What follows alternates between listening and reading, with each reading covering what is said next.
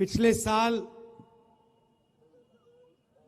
कन्याकुमारी से कश्मीर तक हम भारत जोड़ो यात्रा पे चले। 4000 किलोमीटर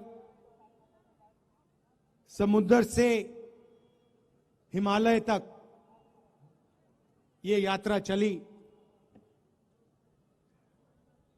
और बहुत सारे लोगों ने रास्ते पर हमें पूछा,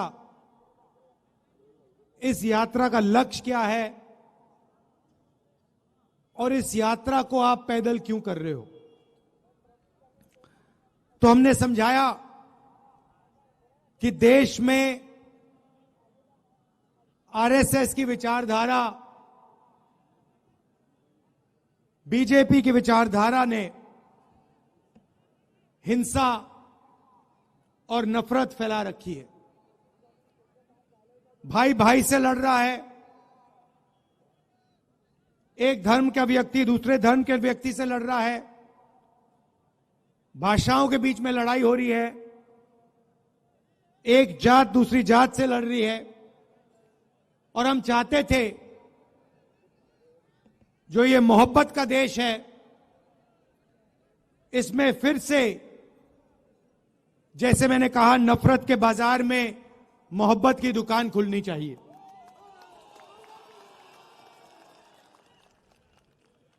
यात्रा में हम लाखों लोगों से मिले।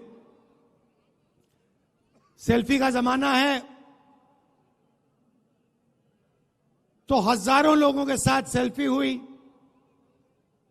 7 घंटे हम चलते थे। किसानों से, मजदूरों से, स्टूडेंट से, माताओं बहनों से बातचीत होती थी। उनके दिल में जो दर्द था, जो कठिनाइयां थी, वो हमें बताते थे। और शाम को 15 मिनट 20 मिनट के लिए हम अपनी बात रखते थे। और हिंदुस्तान की राजनीति पर यात्रा का बहुत बड़ा असर पड़ा। एक विचारधारा जो बीजेपी देश के सामने रोज रखती है, नफरत, हिंसा, उसके खिलाफ एक और नया विजन, एक नई विचारधारा खड़ी हुई, मोहब्बत की। आप जानते हो, नफरत को नफरत नहीं काट सकती। जितनी भी कोशिश कर लो, नफरत को नफरत नहीं काट सकता है। नफरत को सिर्फ मोहब्बत और प्यार काट सकते हैं। तो जिस तरफ वो नफरत की बात करते हैं, देश को बांटने की बात करते हैं, दूसरे तरफ हम मोहब्बत, इज्जत, भाईचारे की बात करते हैं। जब हमने यात्रा खत्म की तो काफी लोग हमारे पास आए, कहते हैं, राहुल जी, आपने कन्याकुमारी से कश्मीर तक यात्रा कर दी, मगर देश का जो राजनीतिक सेंटर है, सोशल जस्टिस का जो सेंटर है, जहां से सामाजिक न्याय की लड़ाई शुरू होती है, वहां से तो आपकी यात्रा गई नहीं। बिहार से आपकी यात्रा गई नहीं, असम से आपकी यात्रा गई नहीं। तो बहुत लोगों ने हमें कहा कि एक यात्रा नॉर्थ ईस्ट से लेकर महाराष्ट्र तक होनी चाहिए। और हमने बात मान ली, इसीलिए आज हम आपके सामने खड़े हैं। बिहार में से अब ये यात्रा, भारत जोड़ो न्याय यात्रा, निकलने जा रही है। शुरुआत मणिपुर में की, वहां हमने बीजेपी की जो विचारधारा है उसको अपनी आंखों से देखा।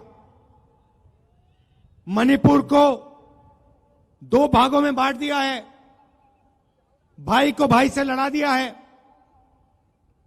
और पूरा प्रदेश 6-7 महीने से जलता जा रहा है।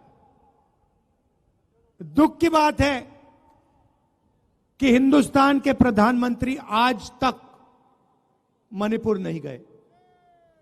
शर्म की बात है।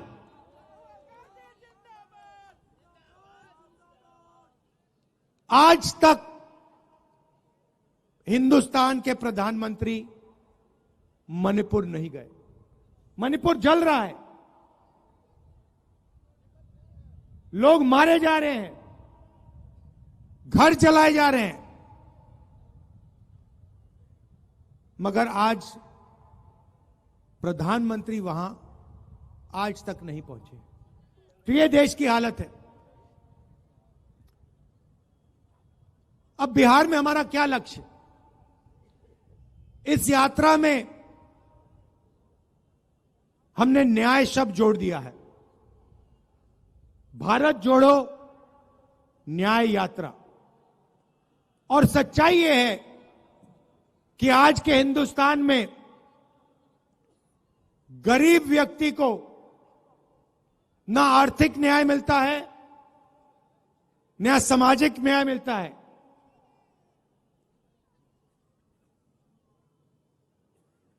तो इसलिए हमने न्याय की बात जोड़ी है। मोदी जी की सरकार में 2-3 अरबपतियों को हिंदुस्तान का पूरा धन पकड़ा दिया जाता है, चाहे वो एयरपोर्ट हो, पोर्ट्स हो, इंफ्रास्ट्रक्चर हो, अस्पताल हो, यूनिवर्सिटी हो, सारा का सारा 2-3 बड़े उद्योगपतियों को पकड़ा जाता है। मगर जो हाथ से काम करता है, मजदूरी करता है, जो किसान खेती करता है, उसकी सरकार मदद नहीं करती है। उसके लिए बैंक के दरवाजे बंद हैं और उसके लिए नोटबंदी और जीएसटी है। अरबपतियों के लिए बैंक के दरवाजे खुले, प्रधानमंत्री का अफसर खुला का ऑफिस खुला, सरकार के सारे दरवाजे उनके लिए खुले। तो यह बात हम आपके सामने रखना चाहते हैं। बिना सामाजिक न्याय और आर्थिक न्याय के यह देश प्रगति कर ही नहीं सकता है। ये खोखले शब्द हैं। ये जो विकास की बात करते रहते हैं, सामाजिक न्याय के बिना, आर्थिक न्याय के बिना यह काम किया ही नहीं जा सकता है। अंत में मैं आपको एक उदाहरण देना चाहता हूं। पूरा देश जानता है कि देश में सबसे बड़ी आबादी ओबीसी वर्ग की होती है। तकरीबन 50% ओबीसी वर्ग की आबादी है। 15% दलित हैं, 12% आदिवासी हैं, तकरीबन 15% माइनॉरिटी हैं। यह सच्चाई है देश की। यहां जो ओबीसी वर्ग के लोग बैठे हैं, मैं आपको बताना चाहता हूं कि हिंदुस्तान की सरकार को 90 आईएएस अफसर चलाते हैं। देश का पूरा बजट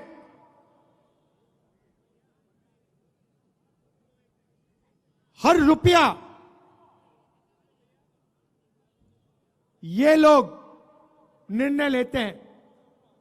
डिफेंस में कितना पैसा जाएगा, स्वास्थ्य में कितना जाएगा,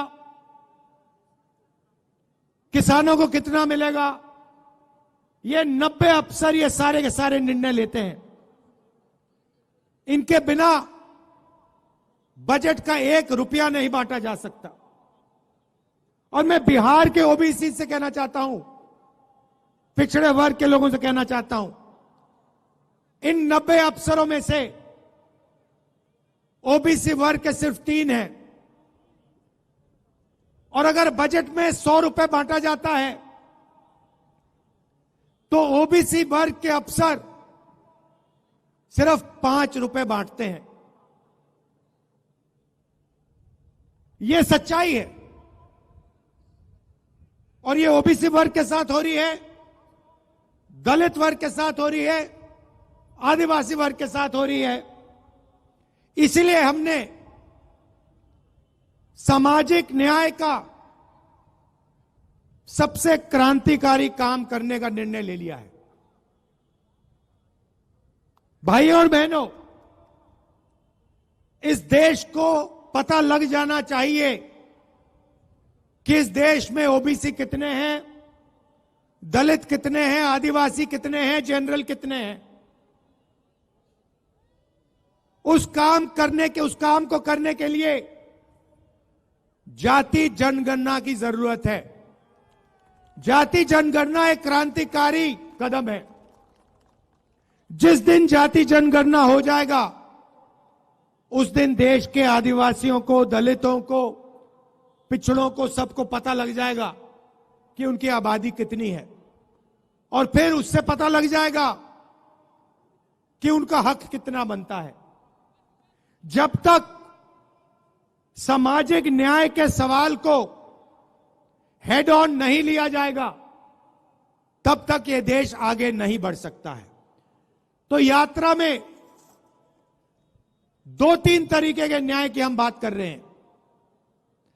सामाजिक न्याय और आर्थिक न्याय, इनके बिना देश प्रगति नहीं कर सकता है। और यह बात हम बिहार की जनता को बताने आए हैं। और आपके दिल में इसके बारे में जो विचार हैं, जो सोच है, उसको भी हम यहां समझने आए हैं। आपने इतने प्यार से मेरा स्वागत किया, हजारों लोग आए, आपने अपनी पूरी शक्ति, अपना प्यार इस यात्रा में डाला, हमारी मदद की। इसके लिए मैं पूरे बिहार को दिल से धन्यवाद करता हूं। आप एक बात मत भूलिए, जब भी देश में सामाजिक न्याय की बात हुई है, बिहार ने लीड ली है, आपने लीड ली है। और यह आपकी जिम्मेदारी है, क्योंकि देश आपकी ओर देखता है। जब सामाजिक न्याय की बात होती है, पूरा देश बिहार की ओर देखता है। तो यह आपकी जिम्मेदारी है और यह आपको पूरी करनी पड़ेगी। मैं बिहार के हर नागरिक से कह रहा हूं, देश में प्रगति होनी है तो आर्थिक और सामाजिक न्याय की जरूरत है। और सामाजिक न्याय को आपसे बेहतर कोई नहीं समझता है देश में। यह मैं आपको याद दिलाना चाहता हूं। आप सबका दिल से बहुत बहुत धन्यवाद। नमस्कार, जय हिंद। न्याय का हक मिलने तक